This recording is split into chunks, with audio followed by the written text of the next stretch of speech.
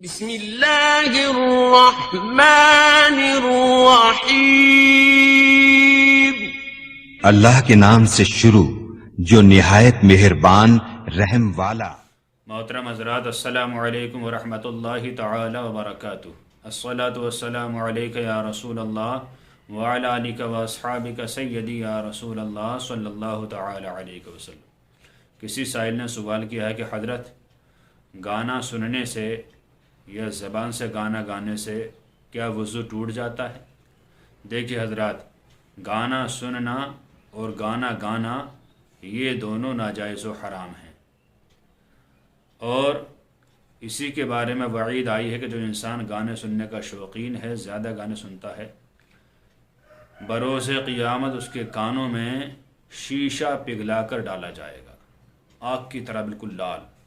جب وہ کان میں جائے گا وہ روئے گا، بلبلائے گا، چیخے گا، لیکن جہنم میں اس کی مدد کو کوئی نہیں پہنچے گا۔ تو پتہ چلا کہ گانا گانا گناہ ہے اور اس کی وجہ سے عذاب ہوگا، گانا سننا بہت بڑا گناہ ہے، اس کی وجہ سے عذاب ہوگا۔ تو اولاً تو اس سے بالکل دور رہنا چاہیے، مسلمانوں کو گناہوں کے کام سے دور رہنا چاہیے۔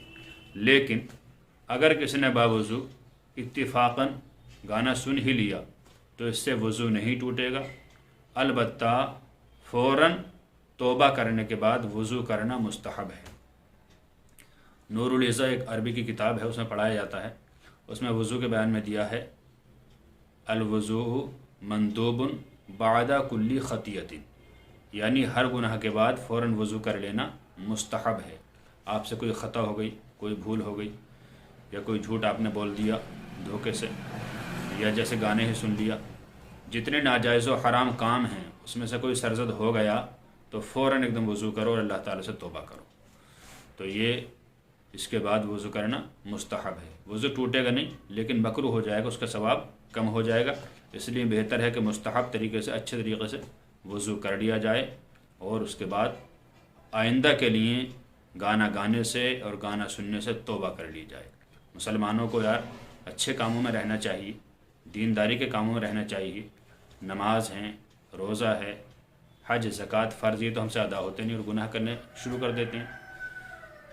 اگر خالی ٹائم مل ہی رہا ہے تو ذکر و اذکار بہت ہیں، سبحان اللہ، الحمدللہ، ماشاء اللہ، اللہ اکبر، لا حول ولا قوت الا باللہ العلی العظیم، یا درود شریف ہی پڑھتے رہا کریں۔